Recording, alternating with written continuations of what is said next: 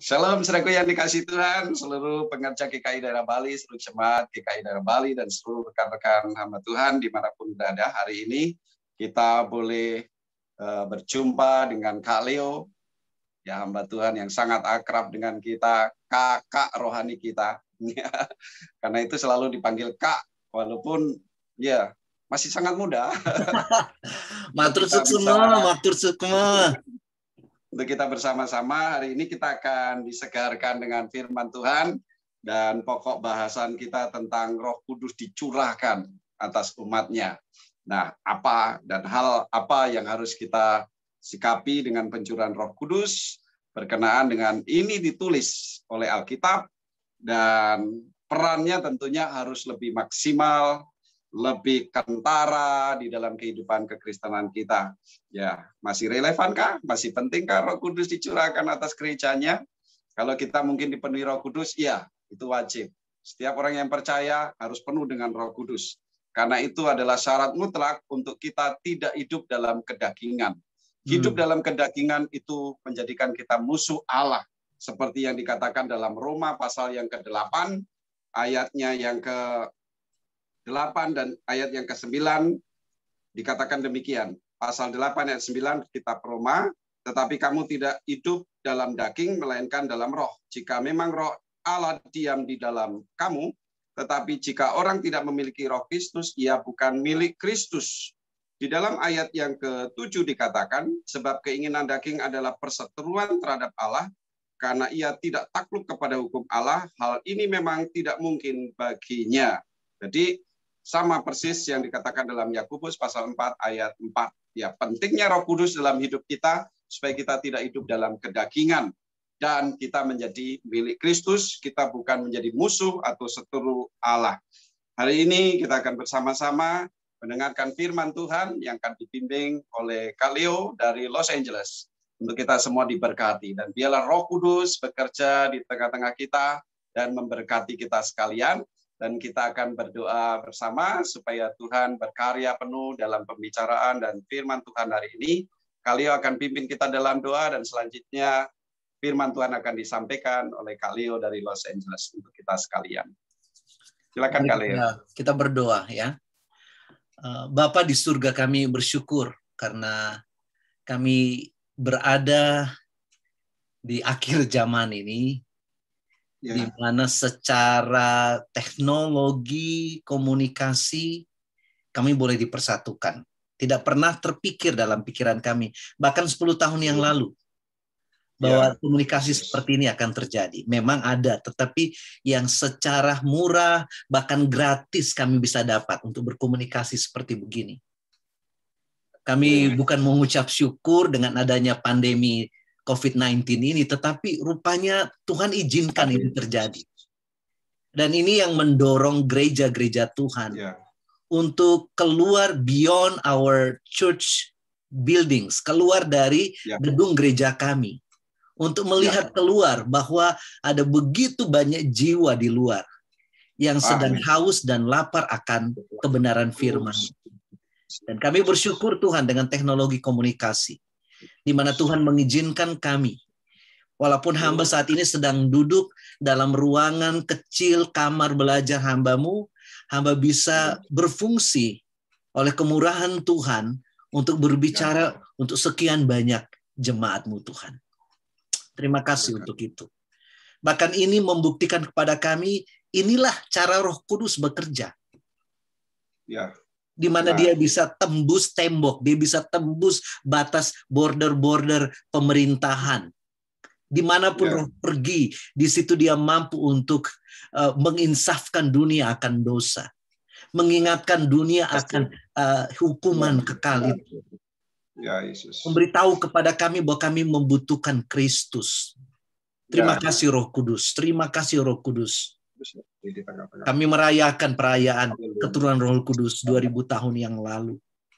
Tetapi roh yang sama 2000 tahun yang lalu sedang ada saat ini. Dan sedang mencari gereja, mencari umat Kristen, mencari mereka yang percaya kepada Yesus, mencari mereka yang tidak mau hidup dalam kedagingan itu, untuk dipenuhi secara khusus sehingga Roh Kudus dapat bekerja secara leluasa di dalam kehidupannya. Terima kasih Roh Kudus. Terima kasih Bapa yang telah mengutus putramu Yesus Kristus mati di atas kayu salib untuk kami semua. Dan bangkit pada hari yang ketiga.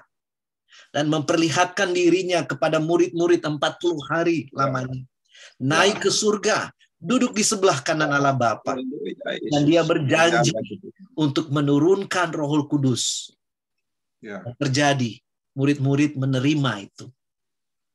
Dan hasil daripada pencurahan Roh Kudus itu, kami sampai saat ini bisa mendengarkan Injil itu. Oh, haleluya. Terima kasih untuk Abi Simpson yang boleh memberikan pengajaran yang benar, Tuhan. Ya, Yesus. Tentang siapa Yesus itu. Only Christ, only Jesus saja, Tuhan. Terima kasih. Bahwa dia adalah juru selamat, dia adalah tabib. Dialah pengudus dan dia adalah raja yang akan datang.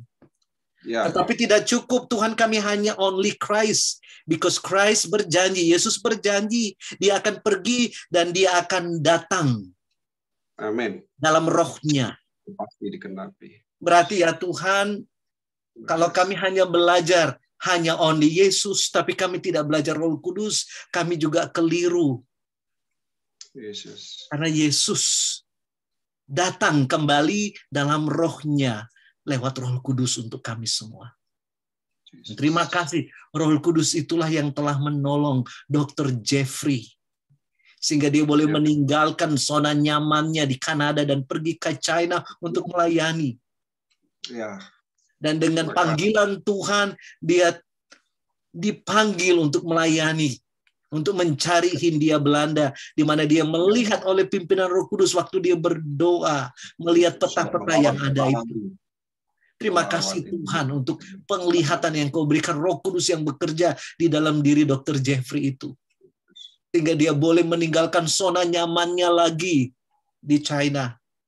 Terus naik kapal.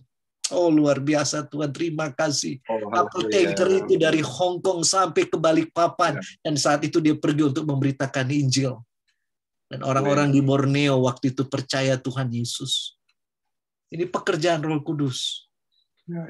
Bukan Dr. Jeffrey. Ini pekerjaan Roh Kudus yang bekerja di dalamnya. Tuhan. Dengan hati yang penuh mencintai Tuhan. Yang selalu meminta Roh Kudus memimpinnya. Roh Kudus memimpin dia untuk menaruh pelayanannya di Makassar. Menjadi pusat pelayanan di situ. Punya kesempatan untuk pergi di Benteng Tinggi. Mencari tempat untuk bisa bersekutu dengan Roh Kudus lagi di atas sana. Sehingga visi semakin jelas. Visi semakin jelas. Untuk menginjili seluruh Indonesia. Tuhan, inilah hasil pelayanan beliau. Itu sebabnya Tuhan, yes, only Jesus. Jesus only. Tapi tidak mungkin kami bisa mengerti Jesus only kalau Roh Kudus tidak ada. Itu sebabnya kami berdoa hari ini. Di saat hamba-Mu berdiskusi bersama-sama dengan Pak hamba-Mu Tuhan, Pak Margo. Roh Kudus hadir di tengah-tengah kami.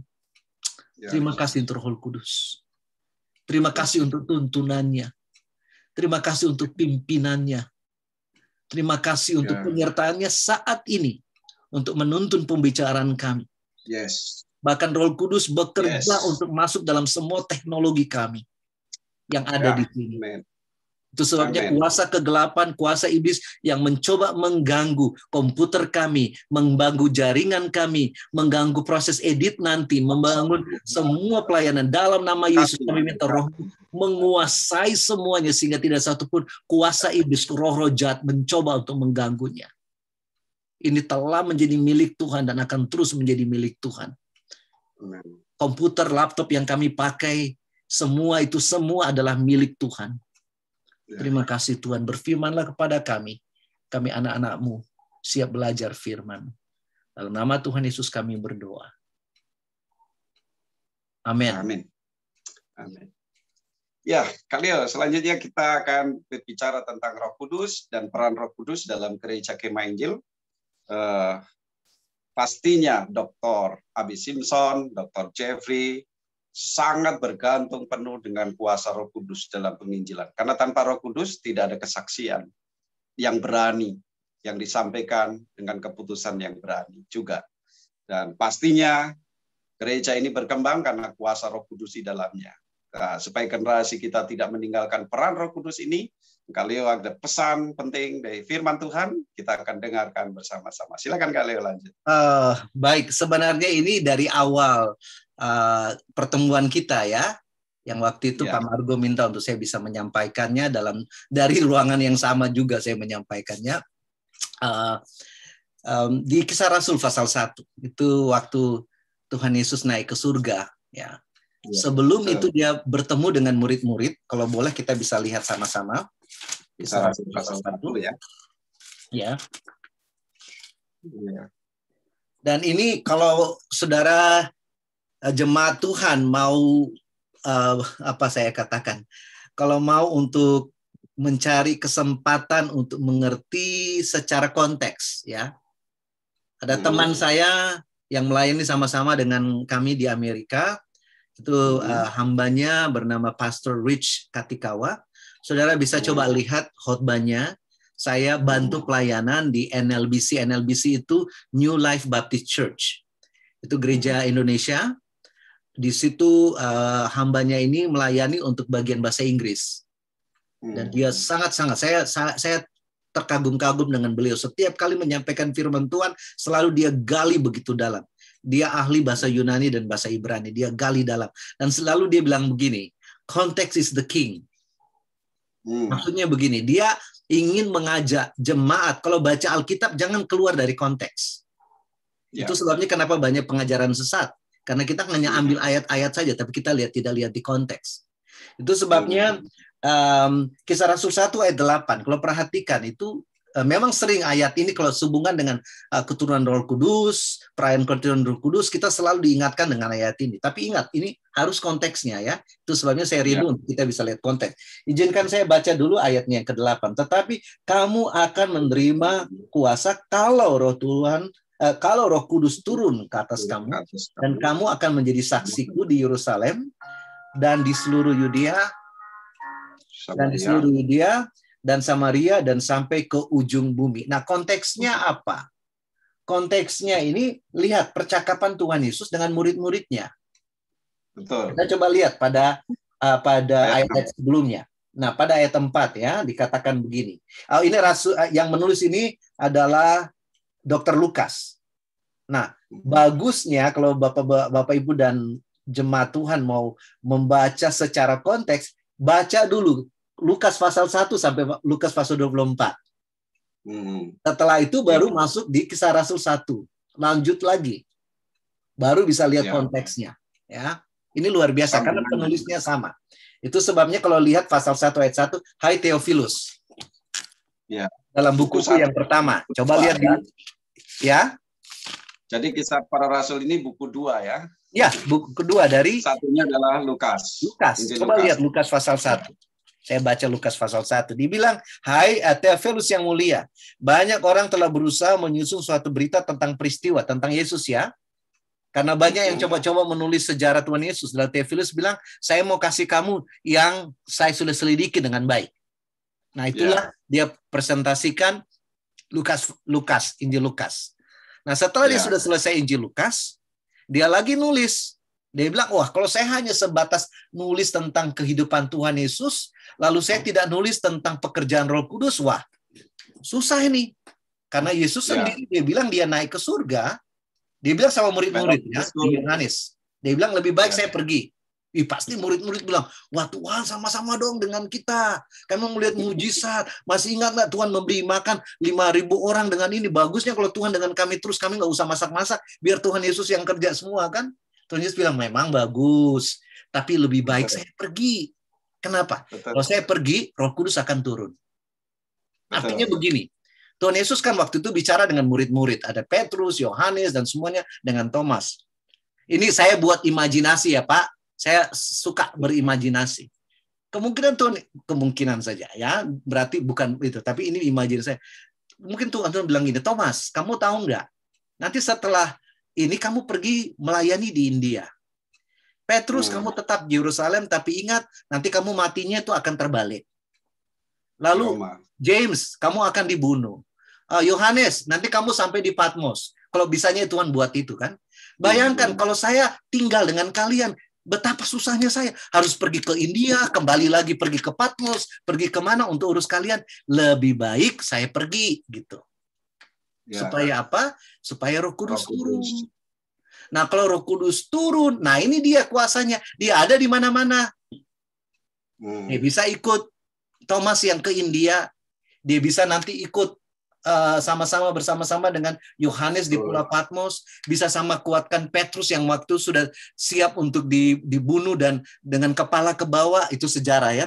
Tradisi gereja mengatakan Petrus meninggal dengan demikian. Atau dengan James, dengan Yakobus yang akan dipancung lehernya. Lebih baik. Andreas juga. Bagaimana? Dengan Andreas juga. Andreas yang juga. Semuanya nih. Jadi Tuhan Yesus bilang lebih baik Roh Kudus turun supaya dia bisa bersama dengan kalian dalam waktu yang bersamaan. Itu sebabnya Bapak Ibu dan saudara-saudara, di saat saya bicara saat ini, Roh Kudus ada di sini di Amerika. Amen. Di saat yang sama Roh Kudus, waktu saudara mendengar ini, Roh Kudus ada di situ. Dia memenuhi seluruh bumi ini. Dan sebenarnya kalau mau jujur, coba lihat di Kejadian. Roh Allah melayang-layang, menutupi. Luas bumi ini. Nah, kembali pada Kisah Para Rasul ini. Nah, menarik sekali dengan penyebutan kitab ini. Kalau saudara baca dalam bahasa Inggris, itu hanya the Acts. Tidak dibilang the Acts of Apostle. Kita, dalam bahasa Indonesia bilang Kisah Para Rasul. Tapi bahasa Inggris bilang the acts. The acts itu apa? Tindakan. Nah, sekarang kembali lagi. Anda mau lihat ini tindakan rasul-rasul atau tindakan Roh Kudus? Tindakan Roh Kudus. Kalau begitu, sebenarnya Kisah Para Rasul ini namanya sebaiknya, ya saya tidak akan merubah. Lembaga Alkitab minta maaf ya. Karena ini yang ditulis ini kan ini cetakan Lembaga Alkitab ini, Kisah Para Rasul ya. Kalau mau jujur kita baca dari pasal 1 sampai pasal terakhir. Ini bukan kisah para rasul. Ini kisah Roh Kudus yang bekerja dalam kehidupan para rasul. Tapi kan panjang betul judulnya nanti ya. Itu sebabnya bahasa Inggris The Acts. Saya ambil Alkitab dulu ya. Aduh, coba saya siapkan Alkitab saya. Atau gini aja, aku kasih lihat. Ada sini. Atau Pak ini, Bapak ya kasih lihat aja di situ. Atau saya buka aja yang elektronik ya. Ya. Ini lihat. Matthew, perhatikan. Maliaki, lalu Matthew, Mark, Luke, John, and after that, Acts. Baru Roman, 1 Corinthians, 2 Corinthians. Ya, the Acts. Sekarang terserah sama Anda. Anda mau lihat ini the acts of the human, of the apostle, atau the acts of the Holy Spirit.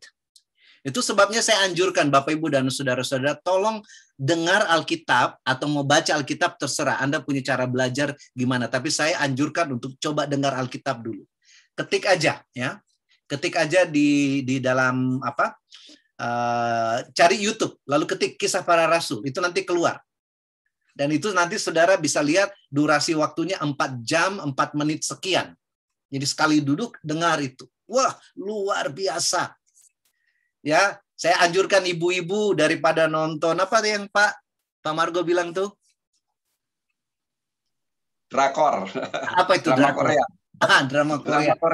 Ya, maaf ya, saya ada dengar. Ini mudah-mudahan tidak benar. Tapi saya dengar katanya itu ada yang bisa nonton dari malam sampai pagi itu.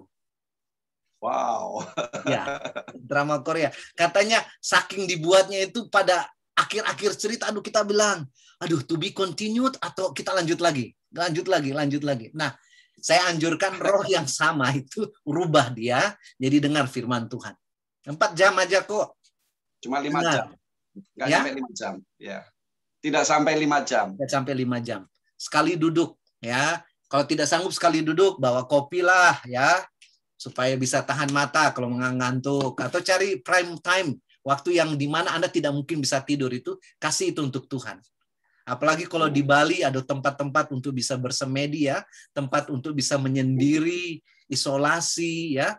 Waduh, itu luar biasa. Saya harap nanti Pak Margo dengan gereja Tuhan di Bali itu coba ada punya tempat-tempat begitu nanti ya Pak ya. Kita sedang bergumul. Sedang bergumul ya. Saya dukung. Supaya ada tempat di mana anggota jemaat atau para pekerja gereja ada waktu untuk bukan berretreat dalam kelompok saja, tapi coba berretreat pribadi. Ambil waktu sendiri dengan Tuhan dan dengar. Nah, saya kembali lagi. Jadi konteksnya, ingat teman saya bilang, Pak Rich Katikau bilang, konteks is the king. Nah, konteksnya apa nih? Kembali. Lihat pada ayatnya yang keempat. Pada suatu hari ketika, Kisah Rasul 1, pada suatu hari ketika ia ini siapa? Yesus, makan bersama-sama dengan mereka. Mereka ini siapa? Itu para rasul, murid-murid. Ia melarang mereka meninggalkan Yerusalem.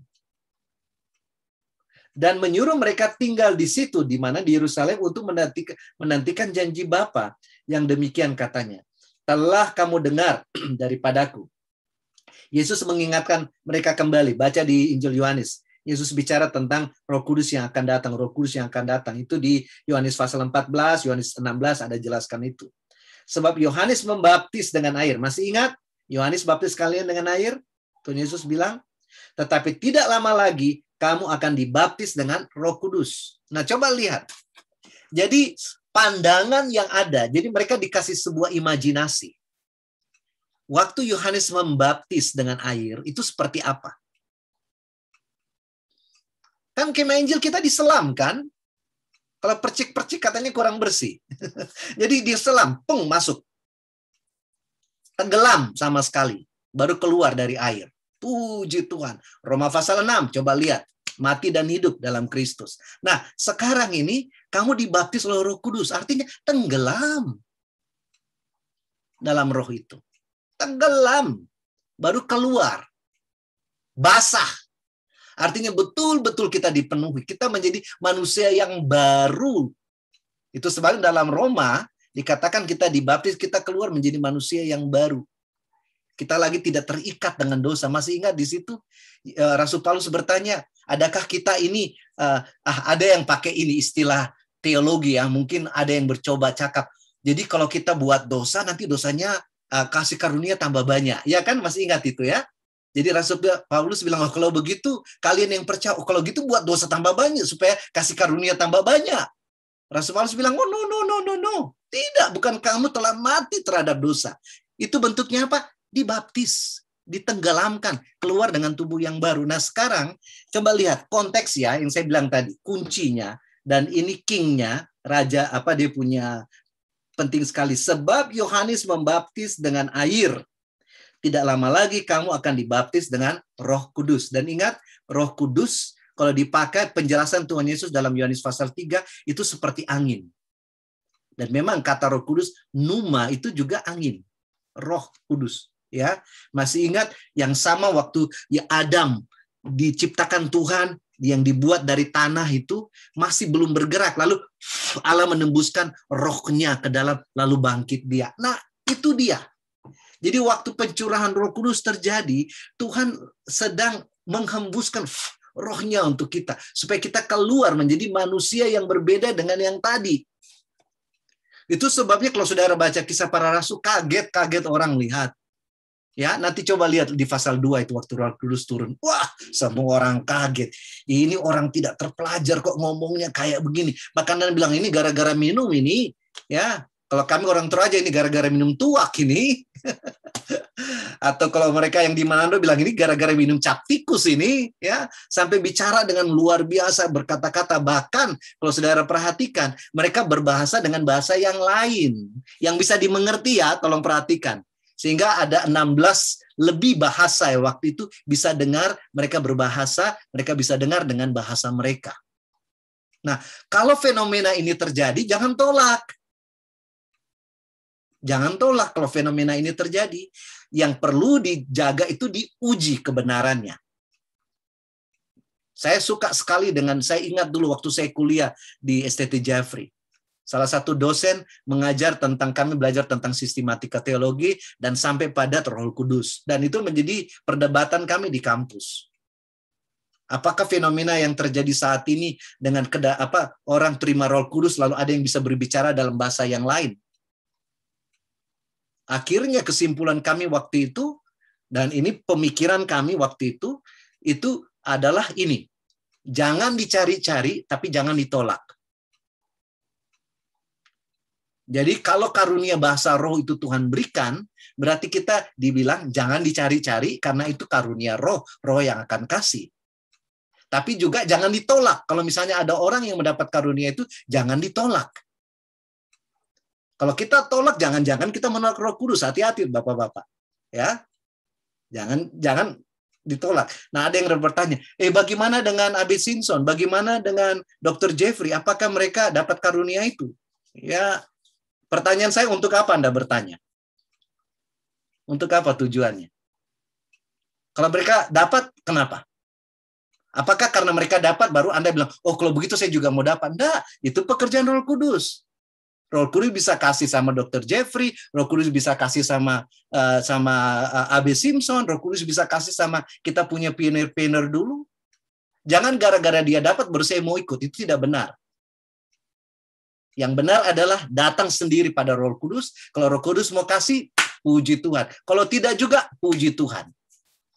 Kalau Anda dapat pun juga tujuannya untuk apa? Untuk kemuliaan Tuhan. Dan kalau kita lihat nanti sebentar, itu Tuhan memberikan rohnya yang kudus supaya dia membantu kita berdoa. Nah, dalam konteks ini, dalam konteks ini dia membantu kita untuk memberitakan Injil. Itu sebabnya pada ayatnya yang ke-6.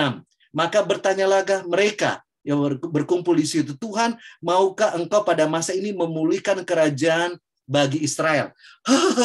Coba lihat ini. Ini murid-murid ini pikirannya tuh bos, pikirannya siapa yang jadi pemimpin. Ini masalahnya ini.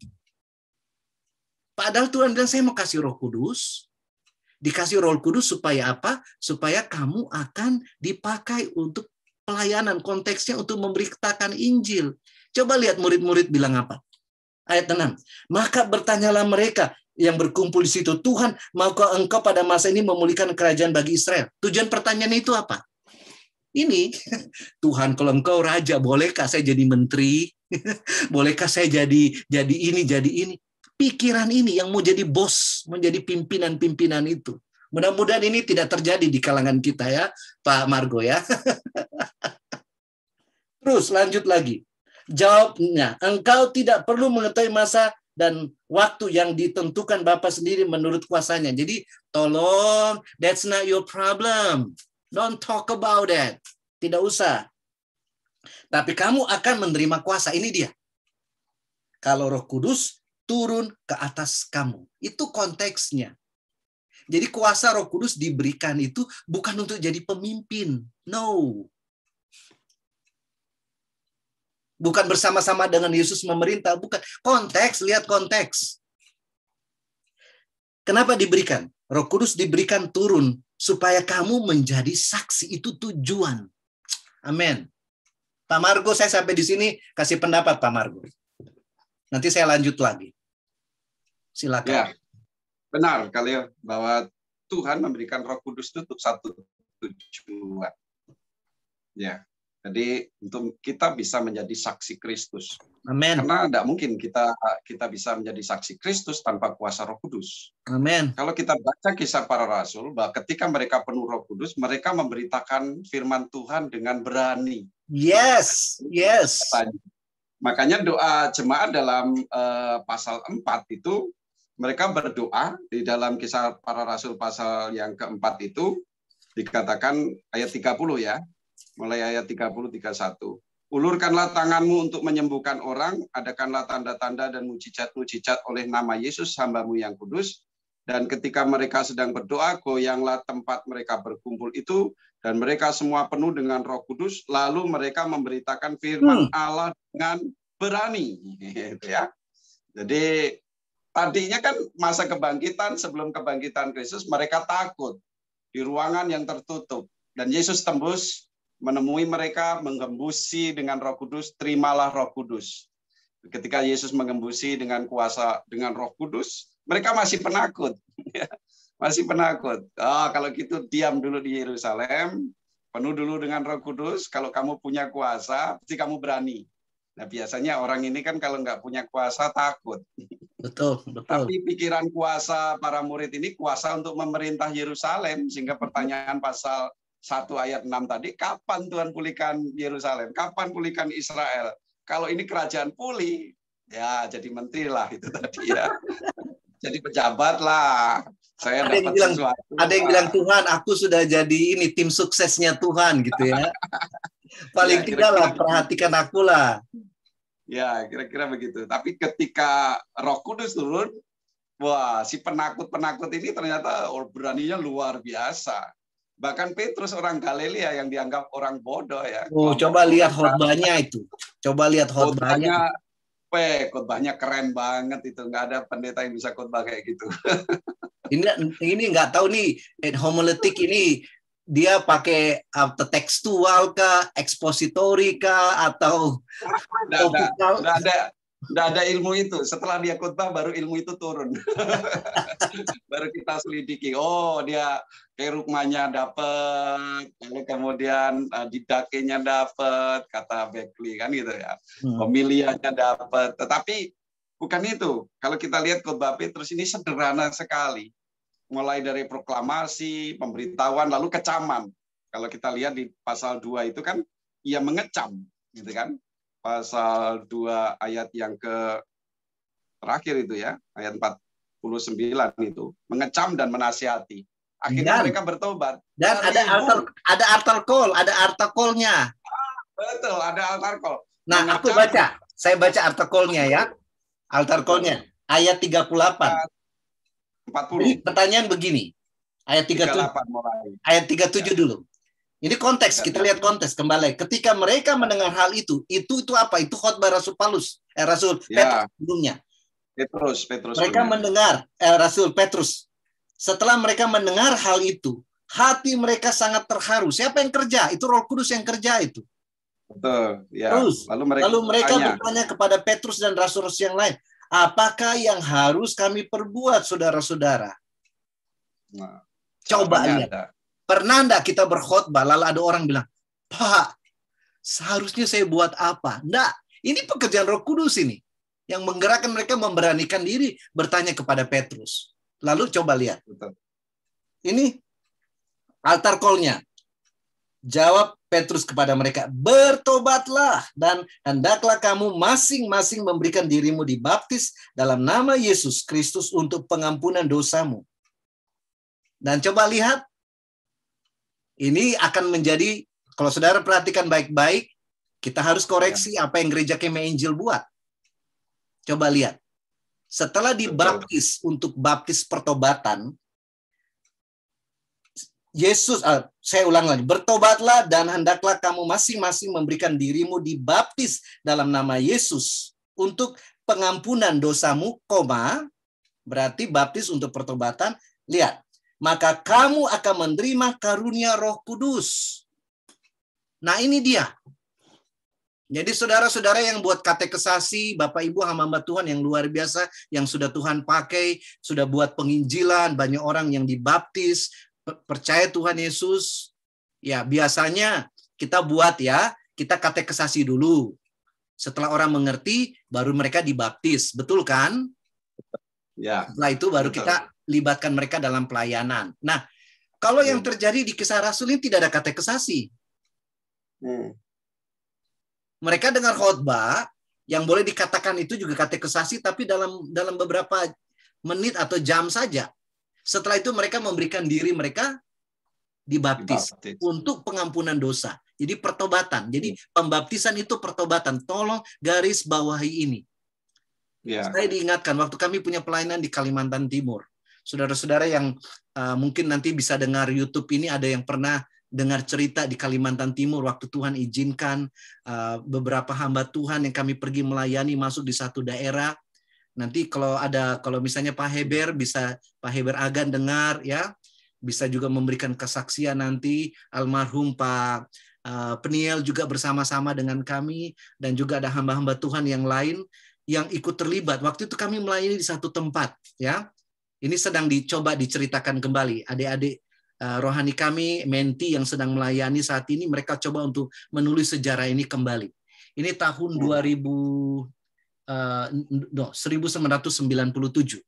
Kami melayani di satu tempat namanya Lamin Telihan, atau di situ desanya Desa Berambai. Saudara-saudara di Berambai senang sekali ya, Kaleo bisa melayani di sana waktu itu bersama-sama dengan, bukan hanya Kaleo, ada tim yang dari Samarinda. Yang kami pelayanan itu, tim itu adalah tim dari pemuda bekerja sama dengan pemuda wilayah Gereja Kemeh Injil. Mereka melayani di situ. Dan Tuhan buat kebangunan rohani luar biasa. Dalam 5 hari itu, ratusan orang kami baptis. Karena mereka keluar dari kegelapan.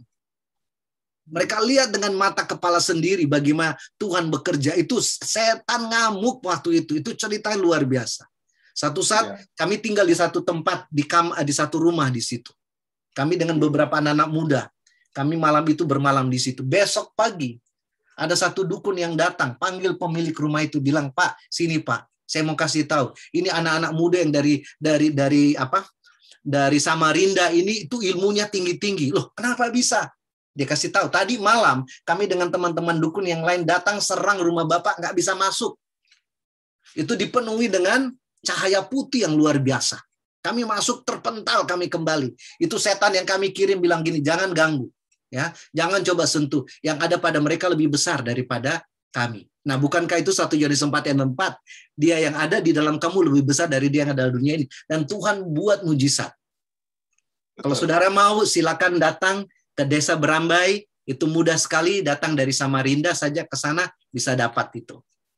Ya, dalam waktu berapa jam bisa sampai. Dengar cerita bagaimana Tuhan berbuat, itu semua Tuhan yang melakukannya. Iya, berarti pekerjaan Roh Kudus itu luar biasa. Dan masih tetap berlaku sampai saat ini. Amin. 2000 tahun yang lalu masih tetap berlaku sampai saat ini. Iya, iya, betul. Jadi saya kagum dengan doa jemaat mula-mula itu. Mereka berdoa supaya Tuhan memakai hamba-hamba Tuhan dengan kuasa Roh Kudus tadi untuk menyampaikan berita Injil. Itu menjadi fokus mereka supaya pekerjaan Tuhan lebih luas lagi. Amin. Kalau kita melihat di kisah para rasul ini, memang betul tadi kalau sampaikan bahwa ini adalah kisah Roh Kudus sebenarnya. Kisah tentang pekerjaan Roh Kudus. Amin. Tetapi karena kita tidak konsen pada satu oknum dari Tritunggal ini, yang adalah Allah sendiri, maka kita mengabaikannya dan lebih banyak pelayanan kita teori-teori saja.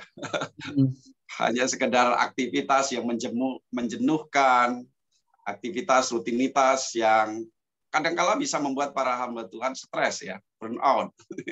Dan itu sangat tidak memberkati. Karena itu kita sering meninggalkan kuasa Roh Kudus, peran Roh Kudus dalam gereja Tuhan dan kehidupan kita bersama.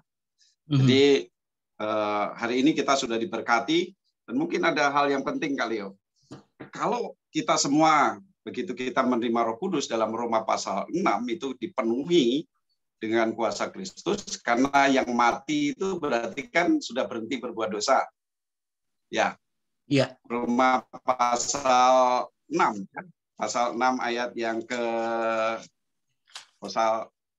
Roma pasal 6 ayat yang ke-7 itu dikatakan, sebab keinginan daging adalah perseteruan terhadap pasal 6 ayat yang ke-7.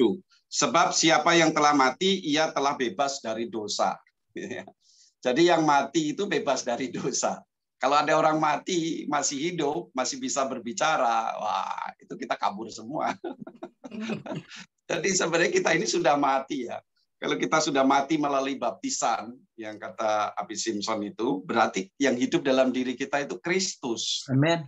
Tubuh kita ini Kristus. Jadi masa pandemi ini juga kita tidak perlu takut, karena tubuh ini sudah milik Kristus.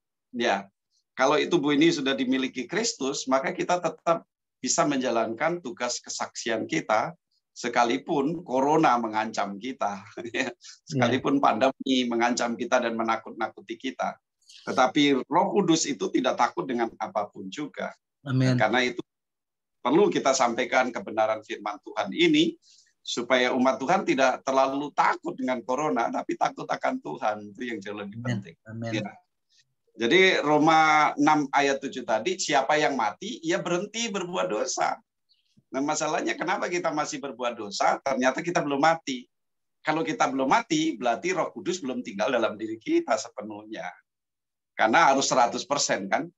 Kita pernah diskusi kali ya. Roh Kudus kalau mau penuhi diri kita itu bukan 90,999%. Tetapi harus 100% dipenuhi. Artinya sepenuhnya tubuh ini, hidup ini milik Kristus. Dalam Roma pasal 8 tadi, ya, Roma pasal 8 ini ayat yang paling disukai oleh Dr. Abi Simpson juga ya. Dalam bukunya itu dikatakan, kalau kamu hidup, tetapi kamu tidak hidup dalam daging, melainkan dalam roh. Jika memang roh Allah diam di dalam kamu, jika roh Allah memang diam di dalam kamu, ya.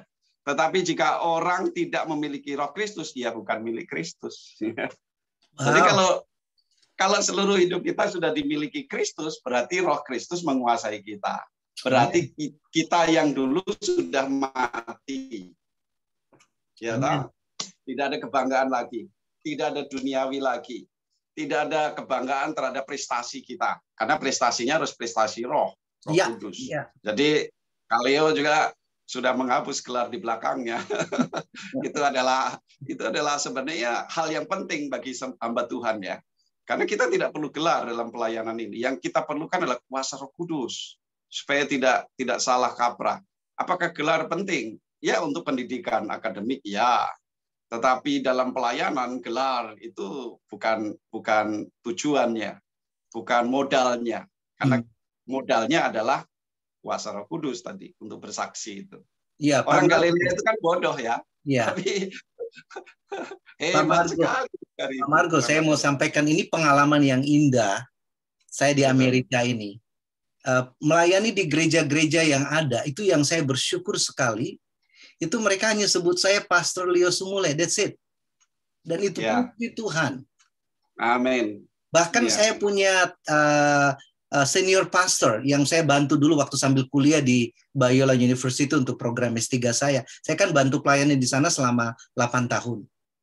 Pastor saya itu dia doktor dari Fuller. Ya.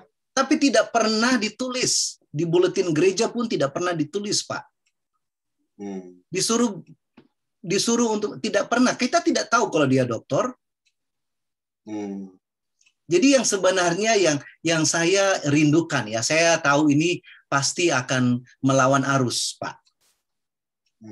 Tetapi saya pikir siapa yang kita memuliakan dalam hidup ini? Semata-mata 100% Jesus only. Itu saja.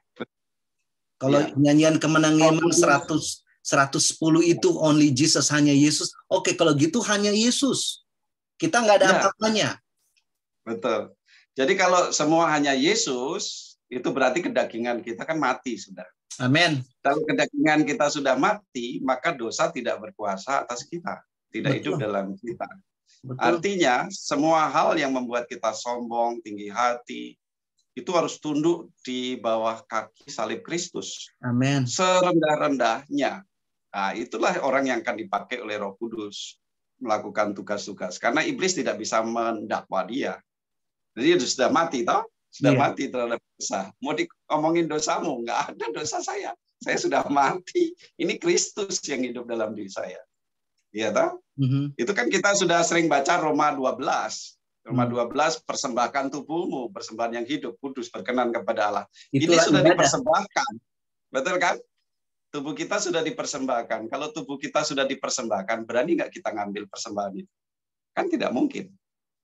Nggak ada kita mempersembahkan uang kita di gereja lalu ngomong sama bendara, Bu Bendara, Pak Bendara, salah tadi saya kasih uang.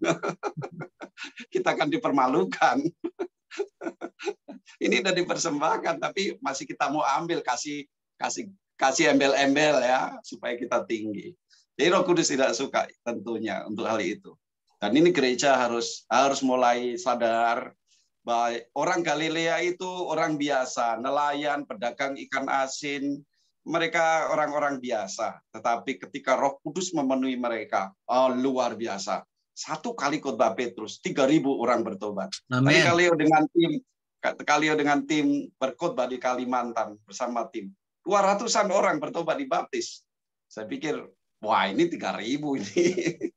Betapa repotnya membaptis 3.000 orang ini yang respon terhadap khotbah Petrus. Ini luar biasa. Kalau Roh Kudus bekerja atas gerejanya, wow, luar biasa. Itu waktu peristiwa itu terjadi karena saya, Pak Peniel, Pak Heber waktu itu kami sudah kelabakan, tidak bisa baptis lagi, Pak. Jadi kami itu pendeta-pendeta yang ada di desa-desa yang lain ikut datang untuk ikut baptis lagi. Ya. Dan itu terjadi kemengurangan. Nah, setelah itu baru pengajaran terjadi. Ya, betul. Itu sebabnya kalau kita lihat metode yang Tuhan Yesus kasih dalam Matius 28, dibilang pergilah jadikanlah semua bangsa muridku, kan? Baptis mereka. Setelah itu ajarlah mereka melakukan segala sesuatu yang telah kuperintahkan kepadamu. Tolong garis bawah ini, ajarlah mereka segala sesuatu. Segala sesuatu. Ya. Apa yang aku perintahkan? Artinya, yang diperintahkan. Ya, artinya murid-murid itu sudah tahu pengajaran-pengajaran apa Yesus. Nah, sekarang kitalah sebagai hamba-hamba Tuhan yang mendapat kesempatan untuk mengajar. Tidak boleh main-main untuk pilih-pilih Alkitab apa yang kita ajar. Tidak bisa itu. Ini harus diajar secara utuh. Alkitab harus diajar utuh. Jangan, itu bukan Keme Injil, jadi kita jangan ngajar. Nggak, ini Alkitab, ini Kejadian sampai Wahyu, ini Keme Injil punya. Kita harus ajar semuanya. Ya. Baik. Ya. Jadi hanya Yesus hanya bisa kita pegang moto itu jika Roh Kudus memang tinggal dalam diri kita. Amin. Karena yang menghancurkan kedagingan kita itu hanya Roh Kudus. Amin. Tanpa Roh Kudus kedagingan kita tidak akan pernah hancur karena terlalu kuat. Ya, terlalu kuat kedagingan kita. Dan itu jadi kalau dan itu jadi pastinya kalau orang yang dipenuhi Roh Kudus itu punya gaya hidup yang berbeda ya. Pasti. Gaya hidup baru ya. Pasti. Kalau kita lihat di dalam Kisah Para Rasul pasal 2 ayat 41 sampai 42 itu gaya hidupnya berbeda setelah dibaptis. Betul. Iya kan? Lalu ayat 47 mereka disukai semua orang. Dan Tuhan menambahkan jumlah mereka dengan orang yang diselamatkan. Itu pasal 2 ayat 47. Wow, ada efek ternyata ya orang yang dipenuhi Roh Kudus. Gaya hidupnya baru, benar-benar baru. Hatinya juga baru karena ya. Bagaimana menurut kalian itu? Coba lihat itu ya, setelah mereka menerima, coba lihat di ayat 40 dulu ya, ayat 40. Ya. Dan dengan banyak perkataan lain lagi yang memberi suatu kesaksian, ini Petrus dan sungguh-sungguh, dan ia mengecam dan menasihati mereka, katanya, berilah dirimu diselamatkan dari angkatan yang jahat ini. Nah, lihat responnya ayat 41. Orang-orang yang menerima perkataannya itu, berarti kembali lagi kalau Anda belum mengerti, baca lagi kembali isi khotbahnya itu, ya. Dan memberi diri dibaptis. Dan pada hari itu jumlah mereka bertambah kira-kira 3.000 jiwa. Itu kira-kira, bisa kurang, bisa lebih, kemungkinan besar lebih. Ya. Lalu karena ada 2,5 juta kan. 2,5 juta lebih menurut catatan kalau hari raya Pentakosta itu di Yerusalem. Bisa jadi. Berarti bisa lebih dari itu. Bisa jadi. Ya. Ayat 42. Mereka yang mana? Mereka yang sudah mendengar perkataan itu, mereka yang bertobat dan mereka yang dibaptis. Ini konteksnya harus ingat. Ya, mereka yang mendengar perkataan Rasul Petrus itu, mereka yang dibaptis, ya. Lalu mereka yang memberi diri dibaptis, dan waktu itu jumlah mereka bertambah kira-kira 3.000 orang. Dan mereka ini bertekun dalam pengajaran. Itu salah satu bentuk mereka tekun dalam pengajaran ini. Waktu itu belum ada Alkitab tertulis seperti kita. Belum ada di HP kita itu ayat-ayat Alkitab. Coba waktu itu sudah ada ini. cellphone pada waktu itu. Wah, itu pasti luar biasa mereka baca Alkitab. Jadi pengajarannya apa? Mereka hanya duduk dengar saja yang disampaikan oleh rasul-rasul itu. Gimana? Pasti mereka bertanya, itu waktu itu Tuhan Yesus tidurnya bagaimana ya? Dia kalau ngorok itu ngoroknya gimana ya? Kalau Tuhan Yesus ke belakang buang air kecil itu seperti apa ya? Itu pasti semua pertanyaan itu ditanya. Kemungkinan ya. Ini imajinasi saya berjalan terus ini. Jadi mereka ingin tahu tentang Yesus itu. Lalu mereka bertekun dalam pengajaran rasul-rasul dan dalam persekutuan, pengajaran dan juga persekutuan. Dan mereka selalu berkumpul untuk memecahkan roti dan berdoa. Kenapa memecahkan roti? Tujuannya untuk apa? Supaya mereka diingatkan kembali tentang Kristus yang mati di atas kayu salib. Itu indahnya. Kita gereja Kemah Injil sebulan sekali. Ada alasan kenapa kita buat itu, ya. Itu pasti ada alasan kenapa tokoh-tokoh gereja dulu pemimpin minta begitu. Tapi jemaat mula-mula setiap ketemu pecahkan roti. Setiap ketemu, tujuan apa? Mengingat kembali. Ingat kembali apa yang Yesus telah lakukan di atas kayu salib untuk penebusan dosa mereka. Nah, lalu ayat 43, maka ketakutanlah mereka semua, sedang rasul-rasul mengadakan banyak mujizat dan tanda. Wow, ini terjadi. Siapa yang buat ini? Roh Kudus. Ya. Roh Kudus, ya. Betul. Dan semua orang yang telah menjadi percaya tetap bersatu, dan segala kepunyaan mereka adalah kepunyaan bersama. Tidak ada yang selfish waktu itu. Sampai ada yang bilang ide komunis itu dari sini. Ya, Karl Marx ya. Ya. Tapi ada yang bilang komunis itu bagus kalau tidak ada dosa. Itu bagus kalau tidak ada dosa. Artinya nggak akan ada koruptor. Iya. Terus dan kepunyaan bersama, dan ayat 45, dan selalu ada dari mereka yang menjual harta miliknya. Coba lihat itu. Tidak selfish. Lalu membagi-bagikan kepada semua orang sesuai dengan keperluan masing-masing. Jadi ada kemungkinan besar ada majelis di situ yang jalannya itu pikir lihat orang punya dapur itu ada makanan enggak. Kalau dapur anggota jemaat tidak ada makanan, dia kasih lapor di persekutuan. Ada anggota jemaat yang tidak punya makanan. Berarti yang punya makan itu bagi. Itu dia itu, jemaat mula-mula gitu. Ya, terus ayat 46. 46. Dengan bertekun dan dengan sehati mereka berkumpul tiap-tiap hari dalam bait Allah. Mereka memecahkan roti, ulangi lagi, memecahkan roti di rumah masing-masing secara bergilir dan makan bersama-sama dengan gembira dan dengan tulus hati. Perhatikan ayat selanjutnya. Sambil memuji Allah. Jadi pujian penyembahan itu ada pada waktu itu. Jangan bilang sekarang baru ada praise and worship terjadi. No, pada saat itu mereka sudah memuji dan meninggalkan Tuhan. Tidak hanya dengar Alkitab. Ada banyak orang yang pernah bilang gini, ya tidak usah sudah. Menyanyi untuk apa? Baca firman saja langsung. Bah, bagaimana bisa? Maaf ya, saya pakai logat Papua. Saya lahir besar di Papua, jadi keluar. Ada yang bilang, bah, langsung firman saja. Tidak usah nyanyi-nyanyi lagi, bikin habis waktu. Siapa bilang menyanyi, memuji Tuhan itu bikin habis waktu. Justru itu waktu yang Tuhan mau. Untuk kita menyembah Dia, meninggikan Dia, agungkan Dia. Itu sebabnya kenapa mereka bisa berjam-jam. Ya, kita baru ibadah 1 jam saja, baru 2 jam saja kita sudah ngantuk. Kenapa? Karena kita tidak memahami siapa yang kita sembah. Ya, tidak ada praise and worship. Ya. Terus lalu selanjutnya coba lihat, sambil memuji Allah dan mereka disukai semua orang. Dan nah, tunggu dulu. Itu tidak berarti tidak ada yang tidak suka. Ada, tapi yang tidak suka itu yang tidak ada Roh Kudusnya, itu sebabnya tidak suka. Mahkamah Agama, Taurat, ya itu dia, pasti tidak suka mereka. Tapi yang suka ini orang-orang yang dipenuhi, orang-orang yang akan dipenuhi, dan orang-orang yang sudah hidup. Itu pasti. Ya. Dan ini coba lihat. Dan tiap-tiap hari, saya tidak mau baca dulu itu. Dan tiap-tiap hari titik-titik menambah jumlah mereka dengan orang yang diselamatkan. Nah, titik-titik itu apa? Tidak usah lihat Alkitab. Titik-titik itu apa? Ada yang bilang, titik-titik karena ibadahnya pakai AC. Titik-titik itu karena musiknya luar biasa. Apa? Khotbahnya juga hebat. Khotbahnya hebat. Enggak lah. Lucu. Bukan. Lihat konteksnya apa? Siapa yang menambahkan jumlah? Tuhan. Amin. Ya, betul. Amin. Tuhan. Amin. Tuhan yang menambahkan, Haleluya. bukan Rasul Petrus yang menambahkan, bukan pengkhotbah yang menambahkan, bukan.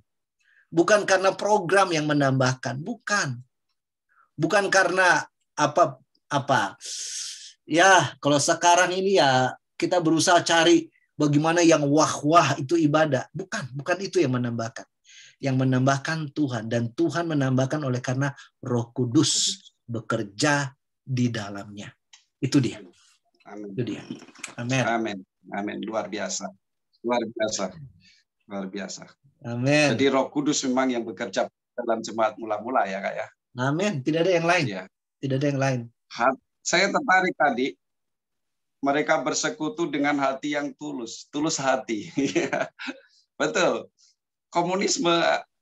Komunitas Kristen yang tadi saling berbagi hanya bisa terjadi kalau hatinya tulus. Kalau ada satu saja yang hatinya tidak tulus, pastinya Tuhan akan menghabisi dia ya. Itu pasal 5, Ananias dan Safira. Apakah kenapa Tuhan tidak menghukum orang-orang yang tidak tulus dalam gereja, Kak Leo? Apakah Roh Kudus sudah tinggalkan gereja itu? Atau sebaliknya, kalau Roh Kudus tinggal di dalam gereja itu, pasti orang-orang yang nggak tulus ini akan dihukum oleh Tuhan. Banyak orang Kristen merindukan kisah perjanjian lama, begitu salah dihukum, gitu ya. Tetapi di dalam di dalam gereja sekarang kok tidak? Pendosa pun bisa bebas-bebas di situ tanpa jamahan Roh Kudus. Tapi ini bukan pendosa, artinya orang berdosa tidak perlu diselamatkan ya. Orang berdosa wajib kita selamatkan, harus kita kasih, harus kita peluk. Tetapi ini berbicara orang yang tidak tulus hati, orang yang licik. Ananias dan Safira. Bagaimana? Kenapa Tuhan tidak mengeliminir orang-orang yang licik dalam gereja itu? Apakah Roh Kudus tidak berperan? Saya mau beritahu peristiwa yang pernah Tuhan izinkan terjadi waktu saya kuliah di Wheaton College. Saudara bisa Google, ketik aja Wheaton College. Itu nanti saudara bisa temukan, bisa dapatkan. Oke, ginilah, aku kasih lihat ya. Lihat di share screen ya, coba lihat ya. Saya masuk ke desktop. Bisa lihat. Oke, nah jadi saya buka di sini, saya matiin dulu, bentar ya. Bisa lihat ini? Ya. Bisa ya, ntar saya kasih. Ya, bisa. Saya rubah ke Wheaton College. Wheaton College. Oh, sorry. College ya. Bisa lihat ya? Ini bisa. Yang Wheaton College bukan yang Massachusetts, tapi yang Illinois. Ya. Nah, ini sekolahnya. Dr. Billy Graham tamat dari sini juga. Nanti kalau ada sempat, Tuhan kasih kesempatan bisa datang lihat ada Billy Graham Center di situ. Nah, ada peristiwa yang terjadi di sini, yaitu peristiwa, dan itu tidak hanya 95, itu sebelumnya tahun 51 juga terjadi. Pernah dengar Jim Elliot? Pernah dengar itu kata Jim Elliot yang pernah dibunuh waktu mereka melayani di Amerika Selatan, di daerah Peru mungkin waktu itu mereka mengalami di situ. Nah, yang terjadi di sini adalah Tuhan izinkan kebangunan rohani. Dan kebangunan rohani yang terjadi itu disebabkan karena hati pelayanan, hati penginjilan itu hilang. Tuhan gerakkan orang untuk mengalami. Nah, yang menariknya adalah ini. Tuhan kuduskan dulu sebelum Tuhan mengutus. Itu sebabnya saya pernah khotbah di STT Jafri. Saudara bisa ke channelnya STT Jafri, klik di situ, nanti bisa dapat khotbah. Tapi saya juga khotbah dari Amerika untuk ke sekolah. Itu judul khotbah saya waktu itu adalah pengudusan sebelum pengutusan. Ya. Itu terjadi. Saya ekspositori. Expose dari Yesaya pasal 6, di mana Yesaya dikuduskan lebih dulu sebelum nanti ayat 8 Tuhan bilang, siapa yang aku utus? Baru Yesaya bilang, inilah aku, utuslah aku. Kenapa terjadi? Karena terjadi pengudusan lebih dahulu. Mulutnya dikuduskan lebih dulu. Nah, ini yang terjadi dengan peristiwa tahun 95 itu. Waktu saya ada di situ dengan teman-teman, kami berdoa dan itu sudah ratusan orang lah.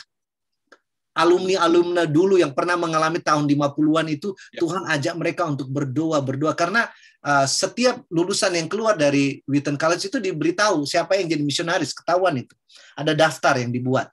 Tahun ini berapa banyak yang misionaris keluar. Nah, pada tahun itu, tahun 93-94 itu semakin turun. Orang yang hati mau pergi penginjilan, pelayan keluar itu semakin turun. Rupanya itu waktunya Tuhan. Dia kuduskan kampus dulu. Pak, itu roh Tuhan turun di kampus, Pak. Wow. Itu, aduh. Saya nih gini ya, merinding ini. Itu kita tidak tahan, Pak. Padahal tidak ada yang khotbah. Waktu itu kita ada ibadah sama-sama. Itu setiap minggu malam itu ada ibadah. Ada di satu gedung, kita ibadah sama-sama. Kita nyanyi, puji Tuhan, menyembah Tuhan. Karena itu lebih banyak pujian penyembahan dinaikkan. Lalu ada beberapa anak muda dari sekolah yang lain yang kasih kesaksian bahwa mereka mengalami kebangunan rohani. Roh Tuhan turun di kampus mereka. Tuhan bersihkan kampus, dosa-dosa dibersihkan, Pak. Waktu mereka ngomong begitu, itu dengar, itu anak-anak sudah menangis di bawah. Tidak tahan, Pak, dengan dosa, Pak. Semua mau datang mengaku dosa, Pak. Datang, pegang mimbar ngaku, pegang mic ngaku. Itu antrian, Pak. Tahu antriannya berapa lama? 5 hari. Wah, saya ini merinding. Luar biasa itu. Kalau tidak percaya, ketik aja Wheaton College Revival 95, itu bisa baca. Ada baca di situ. Nanti kalau mau nanti saya carikan, saya kasih untuk lihat di situ. Iya. Jadi memang benar ya kan ya. Kalau Roh Kudus sudah bekerja itu tidak ada dosa di situ ya. Tidak ada yang bisa tahan, Pak. Itu ngaku semua, cerita saya begini-begini. Kalian tidak tahu, Kak, dia ngaku. Dia kasih tahu itu teman-teman minta, dia bilang dari atas mimbar, dia bilang saya minta maaf beberapa cewek yang saya lecehkan kalian. Ada mahasiswa naik mengaku minta maaf sama dosen yang dia, itu semua, Pak. Dan waktu pengakuan terjadi tidak ada saling menuduh, tidak ada. Nangis semua, datang peluk, nangis sama-sama pelayanan. Sampai sekolah dia punya caplin, itu pendeta kampus bilang, dia telepon kasih tahu sama pimpinan sekolah, kita batalkan semua kurikulum, batalkan kelas-kelas. Itu dipakai tempat untuk pengakuan itu, Pak. 5 hari, Pak. Itu tiap hari itu.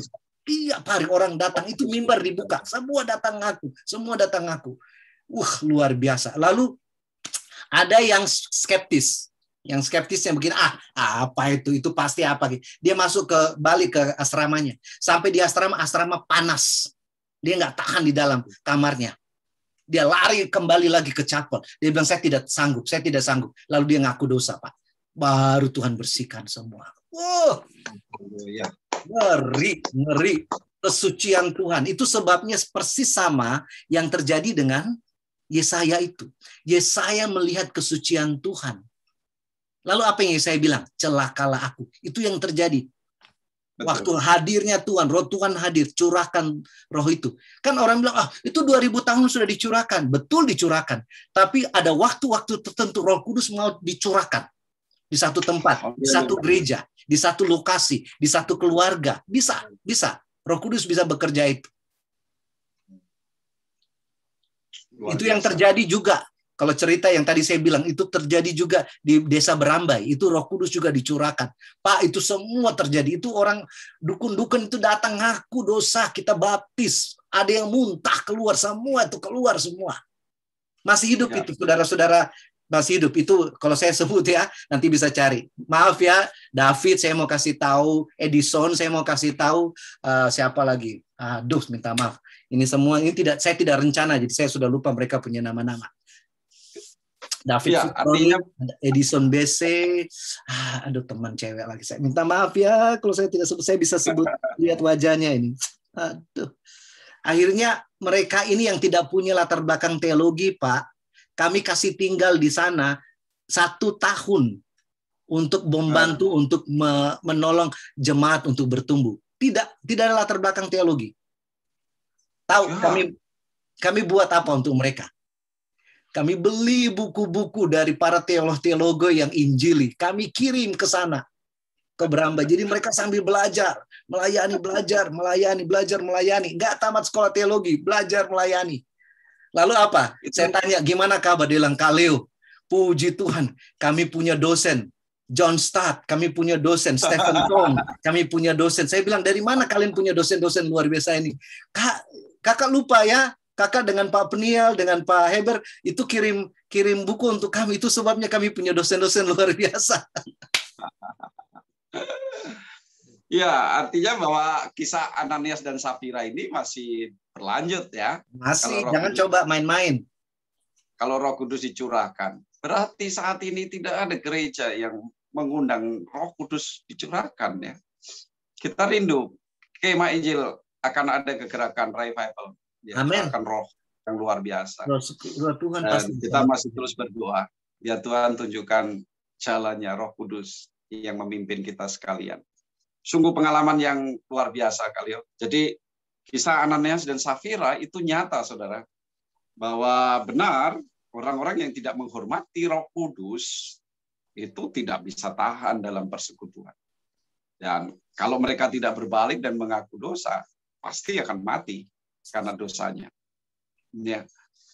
Kenapa gereja kita tidak berkembang? Mungkin karena kita sombong selama ini, karena kita masih menganggap sebagai gereja Injili yang sukanya menginjil, tetapi lupa bahwa penginjilan itu punya kuasa. Kalau tidak ada kuasa dalam penginjilan itu hanya teori saja. Dan hasilnya tidak sebanyak kalau Roh Kudus bekerja. Dukun tidak akan bertobat kalau Roh Kudus tidak bekerja. Orang pintar tidak akan bertobat kalau Roh Kudus tidak bekerja. Karena kepintarannya bisa saja menolak Injil. Boleh saya baca apa kata Tuhan Yesus waktu Roh Kudus itu akan turun, dan dijelaskan kepada murid-murid. Coba lihat di Yohanes pasal 14. 14 ya. Oke, nanti. Maaf, pasal 16. Pasal 16. 14 juga iya. Ya, 16 juga. Tapi ini yang saya mau sampaikan, ada 3 hal yang Roh Kudus, Roh Penolong kalau dia akan datang, ini yang akan dia lakukan. Ayat 7. Ya. Namun benar yang kukatakan ini kepadamu adalah lebih berguna bagi kamu jika aku pergi. Lebih berguna.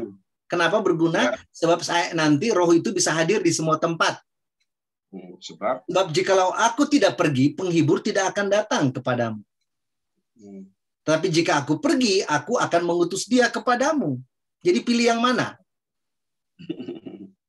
Yesus tinggal atau Yesus pergi? Kalau Yesus pergi, dia akan utus Roh penghibur itu untuk mereka. Nah, lihat ayat selanjutnya. Ini yang luar biasa, Pak. Luar biasa. Dan kalau ia datang, ia di sini berarti Roh penghibur ya. Konteks, lihat konteks. Atau Roh Kudus, Parakletos itu. Dan kalau ia datang, ia akan menginsafkan dunia akan dosa. Garis bawah itu. Ya. Jadi yang akan buat orang sadar dosanya itu bukan karena pintar kita berkhotbah. Tapi itu Roh Kudus yang akan membuat orang itu insaf. Terserah orang itu mau pendidikannya tinggi, mau latar belakang pengalamannya, Roh Kudus kalau kerja pasti kena dia menginsafkan. Lalu apa yang terjadi lagi? Dikatakan begini. Bukan hanya menginsafkan dunia akan dosa, menginsafkan dunia akan kebenaran. Yang kedua. Jadi kebenaran-kebenaran dalam Alkitab ini pekerjaan Roh Kudus yang akan menginsafkan orang itu. Ini kebenaran. Lalu yang ketiga, apa yang diinsafkan lagi? Menginsafkan dunia akan penghakiman. Jadi kasih ingat, kalau tidak bertobat, ini dia akan ada penghakiman. Terus, diinsafkan akan dosa karena mereka tidak percaya kepadaku. Diinsafkan akan kebenaran karena aku pergi kepada Bapa dan kamu tidak melihat aku. Diinsafkan karena penghakiman karena penguasa dunia ini, siapa? Iblis, telah dihukum. Nah, ini pekerjaan Roh Kudus. Itu sebabnya mari kita datang dan mengundang Roh Kudus untuk memenuhi, menjaga, dan mengatur kita semua dalam hidup. Amin. Amin. Amin. Jadi ada 3 fungsi itu, insaf akan dosa, hidup dalam kebenaran, dan siap Tuhan tampi ya. Karena penghakiman itu bicara menampi. Penghakiman. Ya. Sampai kelihatan yang asli. Jadi, saudaraku, hari ini kita semua sudah disegarkan dengan luar biasa. Kisah, cerita, 2 jam. 2 jam ya. Maaf, Kisah dan maaf. cerita luar biasa kalau Roh Kudus bekerja di dalam gereja dan mengurapi semua hamba-hambanya, mengurapi umat yang percaya. Pekerjaan yang luar biasa itu hanya perlu embusan angin Roh Kudus yang hadir. Penyembahan kita, pujian kita tentunya harus punya kuasa yang bisa mengubahkan. Kalau Roh Kudus tinggal dalam diri kita, semua kita akan diubah. Karakter kita akan diubah. Kebiasaan kita akan diubah.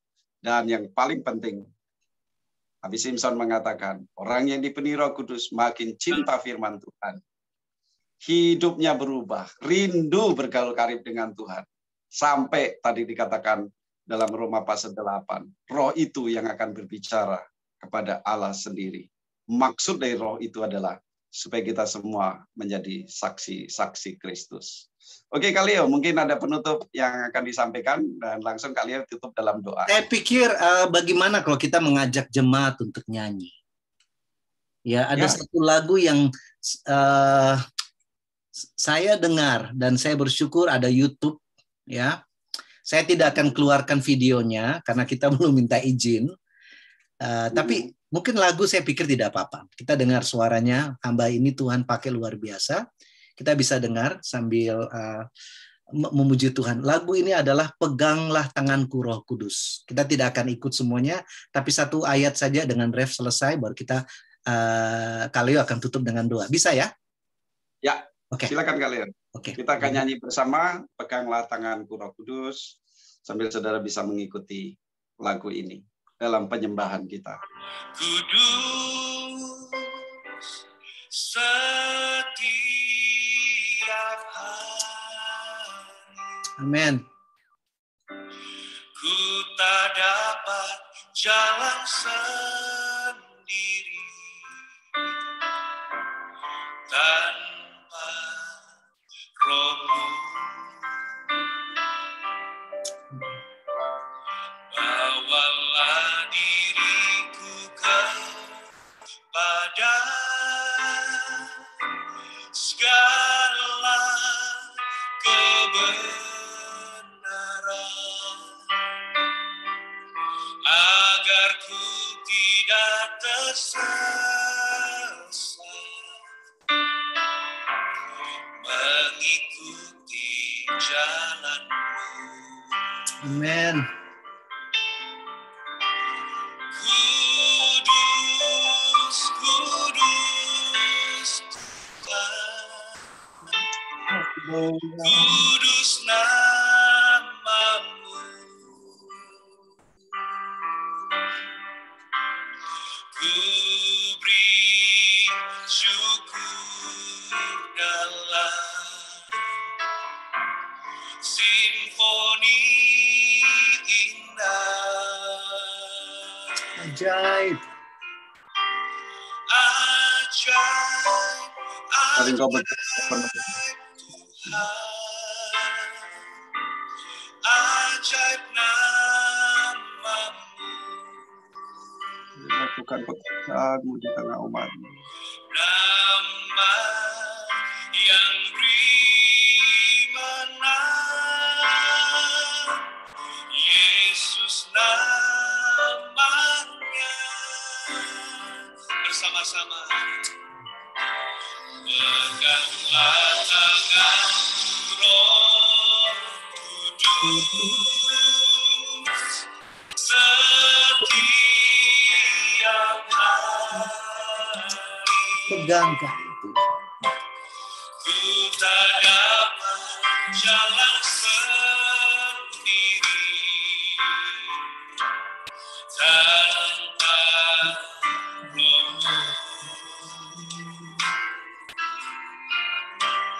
Bawalah diriku kepada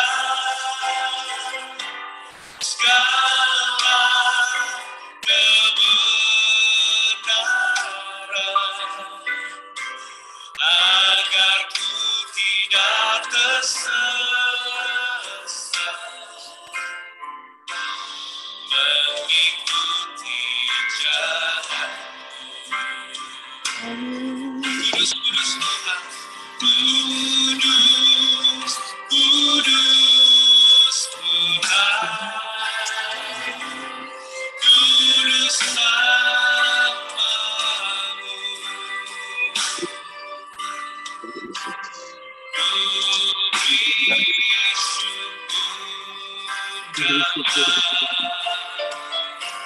Simfoni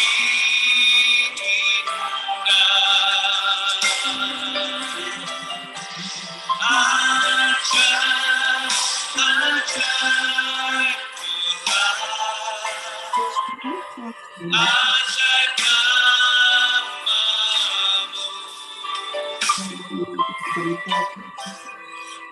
Nama yang dimenang,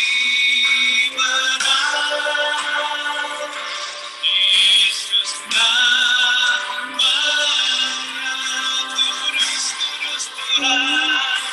Kudus, kudus Tuhan. Kudus namamu.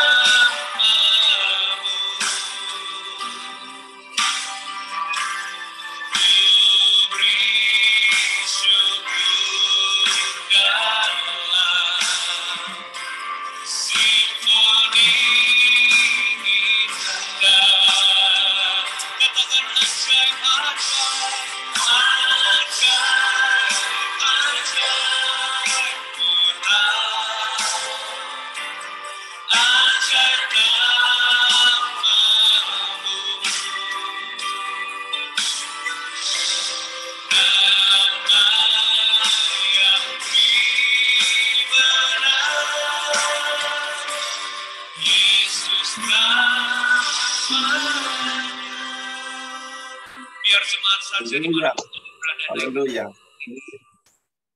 Haleluya Yesus. Haleluya. Haleluya Yesus. Terima kasih. Terima kasih. Bukan kami Tuhan. Terima kasih. Pak Margo bisa tutup, Pak. Nah, tadi saya sudah doa pembukaan. Silakan Pak Margo yang tutup. Bapa di surga, kami sungguh bersyukur. Engkau telah menjanjikan Roh Kudus yang menyertai kami. Janjimu itu pasti, dan janjimu tidak pernah kau ingkari. Sampai akhir zaman, Kristus datang kembali. Roh Kudus itu akan memimpin kami pada seluruh kebenaran, menginsafkan kami akan dosa dan penghakiman. Sehingga kami semua, Tuhan, hidup kudus di hadapan-Mu. Amin. Karena Kristus sudah menguduskan kami di kayu salib. Maka tidak ada satupun keinginan duniawi yang masih cokol dalam diri kami. Tidak boleh satupun kedagingan kami yang menguasai tubuh ini, Tuhan. Karena hanya Roh Kristus. Firman-Mu mengatakan jelas, Tuhan, bahwa orang yang sudah mati tidak berbuat dosa lagi. Kami hidup karena Kristus yang menghidupkan kami. Kami bangkit karena Kristus yang memberi Roh Kudus-Nya dalam diri kami. Muliakanlah nama-Mu dalam seluruh kesaksian kami, Tuhan. Dan pemberitaan keselamatan makin tersiar, karena Kristuslah satu-satunya juru selamat. Tidak ada nama lain yang karenanya manusia bisa diselamatkan, Amin. kecuali di dalam nama Yesus Kristus. Terima kasih untuk firman-Mu, sharing hari ini bersama hamba-Mu, Pendeta Leonard Sumule, Tuhan. Kami semua boleh diberkati, Tuhan. Kami rindu bahwa Roh Kudus akan melawat gereja-Mu di Bali. Bukan hanya di Bali, di seluruh Indonesia dan dunia, Tuhan. Lawatlah gereja-Mu dengan kuasa Roh Kudus-Mu. Amin. Jika mereka meninggalkan peran Roh-Mu, Tuhan, yang menyertai mereka, ingatkan mereka bahwa mereka tidak dapat jalan sendiri tanpa Roh-Mu. Tidak dapat melakukan kesaksian tanpa Roh-Mu. Amin. Hapuskan kami setiap kesombongan dan ketinggian hati kami, Tuhan. Supaya kami benar-benar direndahkan serendah-rendahnya. Sehingga Kristus yang dimuliakan. Hanya Yesus, itu moto kami, moto gereja kami. Supaya hanya Kristus yang dimuliakan. Bukan kami hamba-Mu, bukan gereja kami, bukan siapapun. Karena hanya Kristus yang dimuliakan. Itulah Roh Kudus-Mu yang Kau taruh di dalam diri kami. Yang Kau curahkan dalam persekutuan umat-Mu. Sehingga penyembuhan terjadi atas orang sakit. Tanda-tanda ajaib terjadi. Dan kuasa-kuasa mujizat Tuhan makin dinyatakan Tuhan. Terima kasih Bapak, terima kasih untuk kesempatan yang baik ini. Kami memuji Tuhan di dalam nama Yesus Kristus. Berkati hamba-Mu Kaleo bersama keluarga selama pelayanannya di Los Angeles. Apapun yang dikaryakan bagi Tuhan, Tuhan bekerja dengan rohnya. Sehingga akan banyak orang dibawa kepada Kristus. Dan kesaksiannya adalah kesaksian yang memberikan kekuatan kepada kami untuk kami menanggalkan kedagingan kami dan datang kepada Kristus. Terima kasih Bapak. Terima kasih untuk hamba-Mu. Terima kasih untuk keluarga hamba-Mu. Kami memuji nama-Mu. Biarlah malam hari ini hamba-Mu boleh beristirahat dengan kasih karunia Tuhan. Kami semua boleh menikmati kasih karunia Tuhan juga. Karena Kristus yang dimuliakan. Pentakosta, perayaan itu bukan hanya perayaan Tuhan memberikan janjinya, Tuhan memberikan hukum Taurat kepada orang Israel melalui Musa. Tetapi juga itu adalah perayaan di mana Tuhan melawat, artinya batuan sudah Tuhan siapkan untuk kami menuainya. Di dalam nama Yesus Kristus, biarlah berkat dari Bapa, Anak, dan Roh Kudus menyertai kami sampai Maranatha. Tuhan datang kembali. Haleluya. Amin. Amin. Haleluya. Terima kasih Kaleo. Kalau lihat di atas jam 12:05 malam. Ya, saudara-saudara, terima kasih kita boleh diberkati oleh Kaleo dan hari ini hari penuh keberkatan. Silakan merayakan Pentakosta, tapi perayaan ini adalah perayaan Roh Kudus yang berkarya atas gerejanya. Amin. Jangan tinggalkan peran Roh Kudus ya. Kita merayakannya tapi kita meninggalkan peran Roh Kudus dalam gereja kita. Biar kita semua dipakai, jemaat tekun berdoa, mendoakan para hamba Tuhan, supaya kuasa Tuhan benar-benar nyata. Terpujilah Tuhan. Tuhan Yesus berkati. Shalom. Haleluya. Shalom. Haleluya. Kalian mau sapa? Shalom. Terima kasih banyak untuk waktu yang diberikan, Bapak, Ibu, dan saudara-saudara. Saya lihat ini 2 jam 14 menit. Ini luar biasa ya. Ini Tuhan yang bekerja. Kita terpisah dengan jarak yang begitu jauh, tapi dalam Tuhan kita dipersatukan. Bersyukur Tuhan boleh memakai kita semua, dan saya percaya jemaat Tuhan yang ada di Bali akan menjadi jemaat yang bertumbuh dengan luar biasa dan dipenuhi oleh Roh Kudus dan siap melayani dimanapun. Ya, mungkin ini satu yang saya mau sampaikan. Ya, silakan kalian. Terlalu sering kami yang pendeta, yang lulusan sekolah teologi dibilang hamba Tuhan. Nah, kalau kami hamba Tuhan, bagaimana jemaat? Jemaat hamba apa? Atau hamba siapa? Hamba Kristus. Ya, ada yang bilang kalau kami ini hamba Tuhan, lalu yang lain hamba, kalau enggak ya hambaan. Ya. Jadi mungkin bagusnya begini. Kita semua ini hamba Tuhan. Amin. Amin. Semua Tuhan milik Kristus. Semua milik Kristus, semua hamba Tuhan yang mempunyai profesi berbeda. Kami hamba Tuhan yang berprofesi sebagai pendeta. Ada hamba Tuhan yang berprofesi sebagai dokter. Menjadi buruh, menjadi guru, menjadi apa? Semua hamba Tuhan. Amin. Amin. Coba lihat ke kiri kanan, jabat tangan dengan suami istri, bilang selamat siang hamba Tuhan, selamat siang hamba Tuhan. Kita semua hamba Tuhan yang Tuhan tempatkan, yang punya profesi berbeda. Amin. Artinya semua kita adalah saksi Kristus yang dipenuhi Roh Kudus. Haleluya. Amin. Amin. Ya, selamat berjumpa di lain kesempatan, saudara. Kita akan buat lagi video berikutnya dengan tema yang menarik tentunya. Amin. Tuhan Yesus berkati. Tuhan Yesus berkati. Shalom. Ya, rekamannya belum dimatiin loh, Kak.